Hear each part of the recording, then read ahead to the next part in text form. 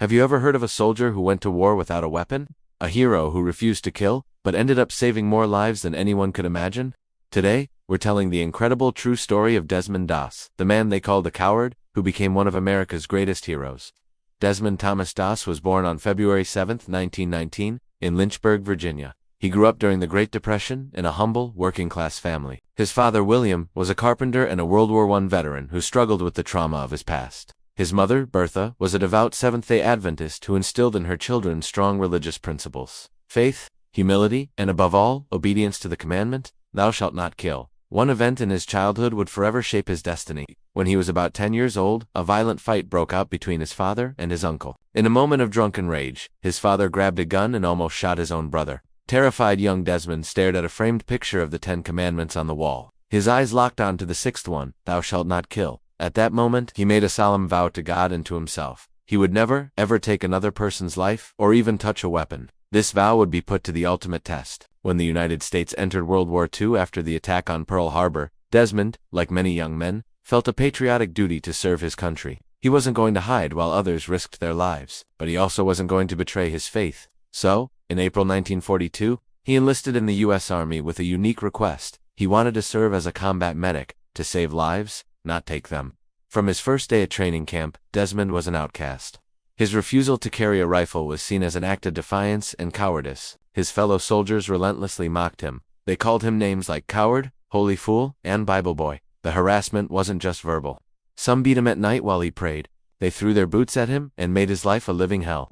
His commanding officers saw him as a liability and tried everything to get rid of him. They attempted to have him discharged, first for being mentally unstable, then for being unfit for combat. But Desmond stood firm. With quiet resolve, he told them, "While everyone else will be taking life, I'll be saving it." The training at Fort Jackson, South Carolina, was grueling, not because of the physical demands, but because of the constant hostility. He was ostracized and abused by the very men he was training to protect. Yet, Desmond never fought back. He never held a grudge. Instead, he turned the other cheek. He would help the same men who bullied him when they were sick or injured, clean up after them, and consistently work twice as hard as anyone else. He was determined to prove his worth through service, not violence. Slowly but surely, the ridicule began to fade, replaced by a grudging respect.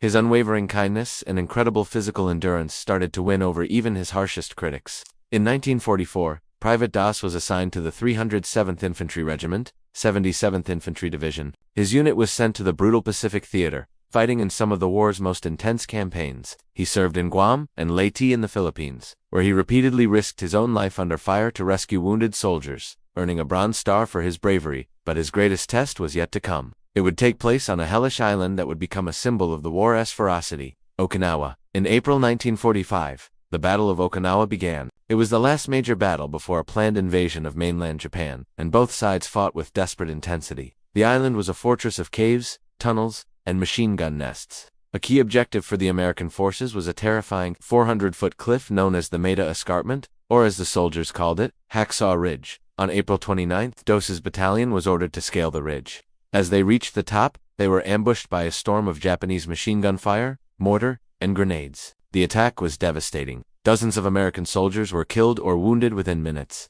The order was given to retreat. The surviving soldiers scrambled back down the cliff face, leaving the wounded and dying behind, all except one man, Desmond Doss. Alone on that blood-soaked battlefield, surrounded by the chaos of exploding shells and relentless gunfire, Desmond refused to abandon his men. He heard their cries for help, and he knew he couldn't leave them. For the next 12 hours, he crawled through the mud and blood, from one wounded soldier to the next. He treated their injuries, and then, one by one, dragged them to the edge of the cliff. He rigged up a simple rope sling and, using a makeshift pulley system, lowered each man down to the safety of the soldiers waiting below. With every man he saved, he whispered a desperate prayer: "Lord, please help me get one more. Just one more." When the sun rose the next morning, the coward who refused to carry a gun had single-handedly rescued 75 men. He saved men who had once mocked him, men who had called him a fool. One of those men, Sergeant Howell, later recalled, "I thought I was dead for sure. But that little guy without a gun picked me up and carried me like I weighed nothing." Desmond's actions were nothing short of miraculous.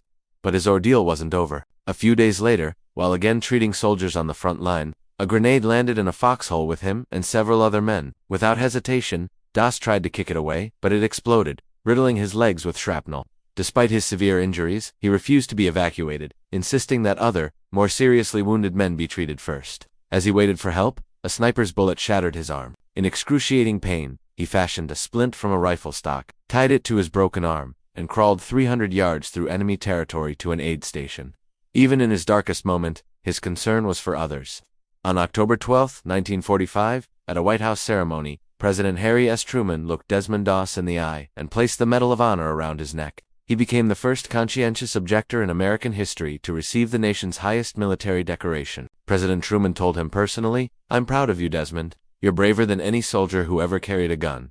Along with the Medal of Honor, he received 2 Bronze Stars and 3 Purple Hearts. The war, however, left permanent scars. He contracted tuberculosis in the Pacific and eventually lost a lung. The grenade blast left him almost completely deaf for much of his life. Yet he remained incredibly humble, never seeing himself as a hero. He returned home, married his sweetheart Dorothy, and raised a son, Desmond Jr. He lived a quiet, simple life, working as a carpenter and dedicating himself to his church and community. Desmond Doss passed away on March 23, 2006.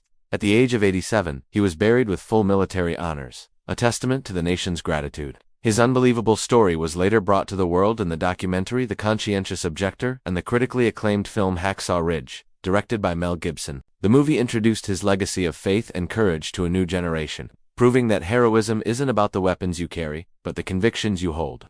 Desmond Doss was a man of peace in the middle of unimaginable chaos. He once said, "While everyone else was taking life, I was saving it. That's the way I felt I could serve God and my country." His life is a powerful reminder that true strength lies not in the power to harm, but in the unwavering will to help. Thank you for watching. If this story moved you, please give this video a like and subscribe to our channel for more stories of incredible people. We'll see you next time.